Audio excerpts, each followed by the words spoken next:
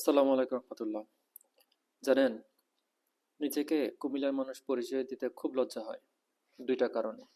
তার মধ্যে একটা কারণ হচ্ছে 1971 সালে খন্দকার মোশতাক বঙ্গবন্ধু শেখ মুজিবুর রহমানের সপরিবারকে যেভাবে নৃশংসভাবে হত্যা করেছে তার একটা কারণ। দ্বিতীয় একটা কারণ হচ্ছে বর্তমানে যে নব্য ফ্যাসিস্ট তরুণ জঙ্গি আসিফ মাহমুদ, তার বাড়িও কুমিল্লাতে। খন্দকার মোশতাকের বাড়িও কুমিল্লাতে, আসিফের বাড়িও কুমিল্লাতে। তো তখনকার যে আওয়ামী লীগ তখন খন্দকার মোশতাককে চিনতে ভুল করেছিল, তাকে বিশ্বাস করে ভুল করেছিল, তাকে বুঝতে ভুল করেছিল। তো আর বর্তমানে 2024-এ যে খন্দকার মোশতাক, তরুণ খন্দকার মোশতাক আসিফ, জঙ্গি আসিফ, এই জঙ্গি আসিফকে ছাত্রলীগ চিনতে ভুল করেছিল, যার খেসারত দিতে হয়েছে আমাদের মাননীয় প্রধানমন্ত্রী শেখ হাসিনাকে। আমি একটা জিনিস খুব চিন্তা করি যে ওদের ভাষ্য মতে 24-এ অভ্যুত্থানে 1400 মানুষ মারা গেছেন। কিছু কিছু মানুষ আবার কবরে আজাব সইতে মানে সহ্য করতে না পারে, আবার তাদের তথাকথিত শহীদ তারা এখন ফিরেও আসতেছে।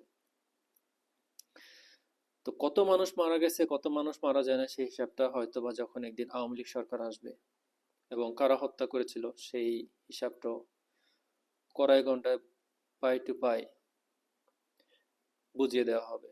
কিন্তু আমার আমি একটা সাধারণ মানুষ, খুব সাধারণ মানুষ, খেটে খাওয়া মানুষ।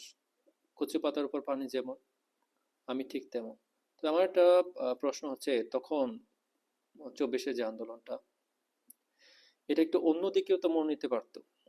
যে সেনাবাহিনী ছিল, র্যাব, বিডিআর, আনসার, পুলিশ বাহিনী ছিল, ধরেন তাদের হিসাব মধ্যে 1400 থেকে 2000 মানুষই মারা গেছে। তো এই 1400 থেকে 2000 মানুষ মারা যাওয়ার চেয়ে সেনাবাহিনী, র্যাব, বিডিআর যারা ছিলেন, তারা কি 10টা বুলেট 10 জনের জন্য খরচ করতে পারে নাই? যে ডিবি হারুন ছিল, উনি তো পারতেন 10টা বুলেট খরচ করতে।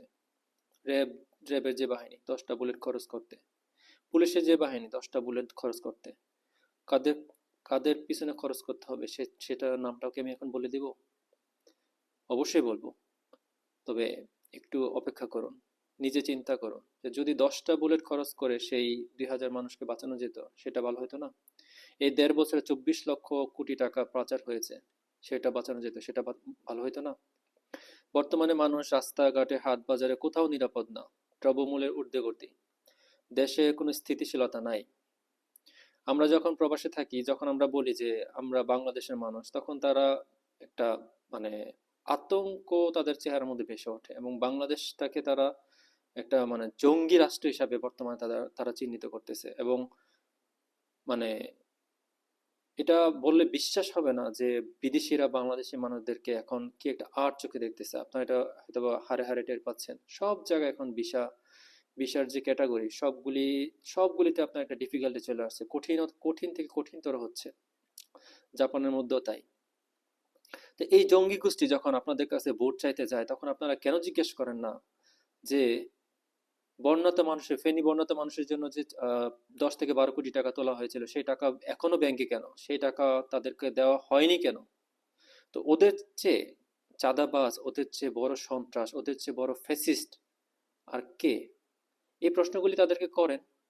যদি ভয় পান, যদি করতে ভয় পান, তাহলে মনে রাখবেন এই বাংলাদেশ আপনি জঙ্গিদের হাতে তুলে দিচ্ছেন।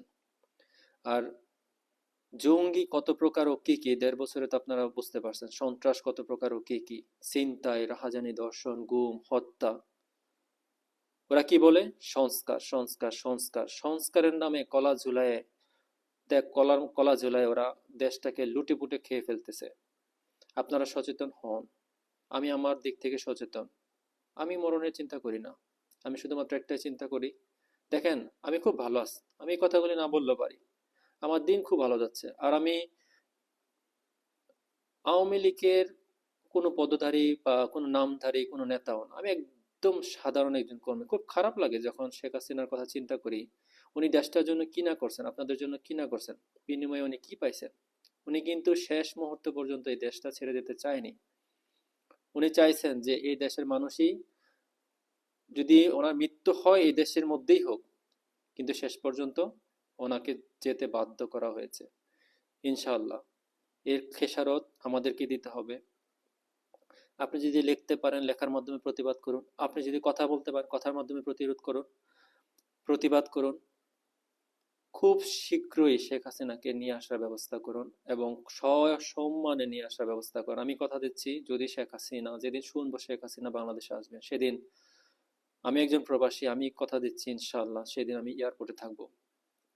আর সেই দিনটা দেখার জন্য আল্লাহ যেন আমাকে জীবিত রাখেন। সবাই ভালো থাকবেন, সুস্থ থাকবেন। আসসালামু আলাইকুম।